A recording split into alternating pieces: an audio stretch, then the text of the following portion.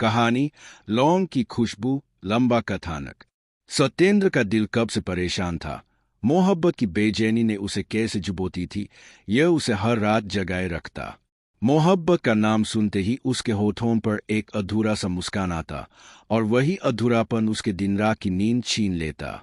उसकी मोहब्बत नेहा होटल की मैनेजर थी, सज्जन, मुस्कुराती हुई और अपने घर परिवार की इज्जत से बंधी हुई। नेहा की जिंदगी में एक पति था, एक जिम्मेदारी और बहुत से ऐसे नियम जिनसे वह खुद को बांध कर रखती थी। सत्येंद्र जानता था कि नेहा की दुनिया में उसकी कोई जगह नहीं थी, फिर भी दिल का सरदार अक्सर गलत रास्तों पर चलता है। एक शाम सत्येंद्र पुराने बाजार की गलियों में खोया हुआ मिला। दुकानें बंद होने को थी और एक छोटी सी दुकान के सामने एक बुढ़ी औरत अनोखी खुशबू बटोर रही थी, लौंग की गंध। सामने खड़े हुए एक छोटे से कागज पर उसने लिखा था, कहानियां ए खुशबू में किससे होते हैं।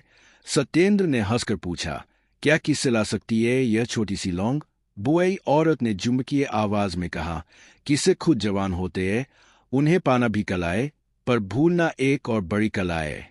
सत्येंद्र को उस बातचीत में ऐसी उम्मीद नजर आई जो उसकी कंबल सी चिंता पर पट्टी बांध देती। उस रात उसने लौंग खरीदी, बस एक तरह की तसल्ली के लिए, न कि किसी जादू के भरोसे। पर मन के भीतर कुछ जम मचा, कल्पनाओं ने रंग पकड़े। सत्येंद्र खुद को नेहा की मुस्कान के बारे में सोचते हुए पाता। उसने कल्पना की कि अगर कोई चमत्कार हो गया तो क्या होगा।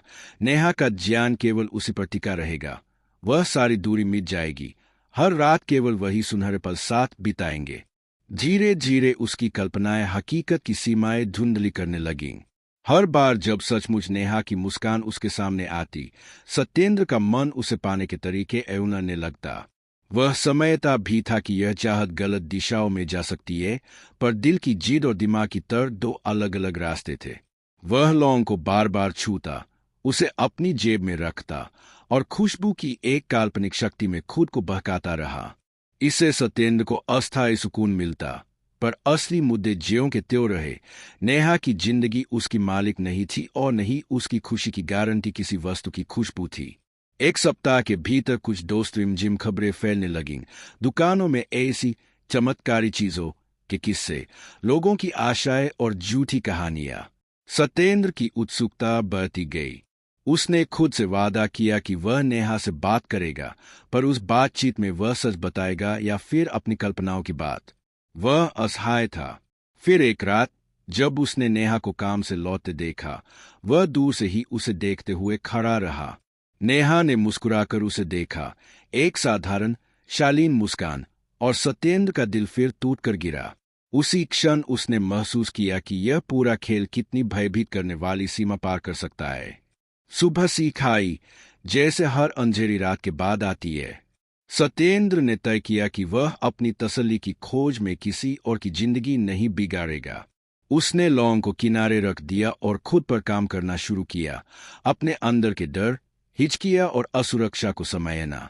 उसने किताबें पढ़ी, दोस्तों से बात की और थेरेपी के बारे में सोचा।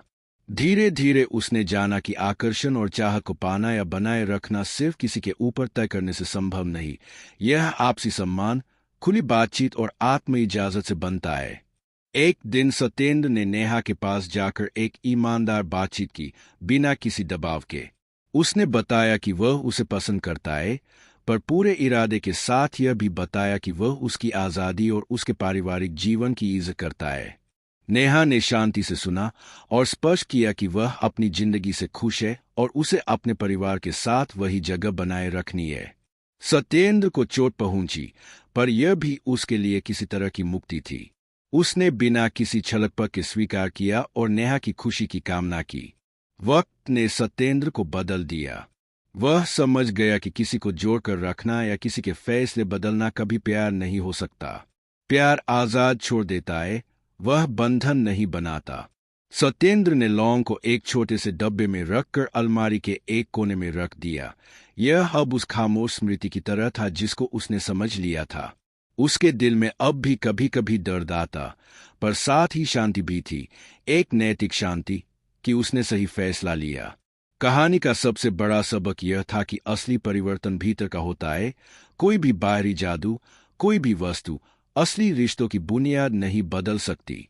सत्येंद्र ने आखिर में जाना कि मोहब्बत का असली रूप वही है जो सम्मान दे और जो किसी भी कीमत पर किसी को खोने का कारण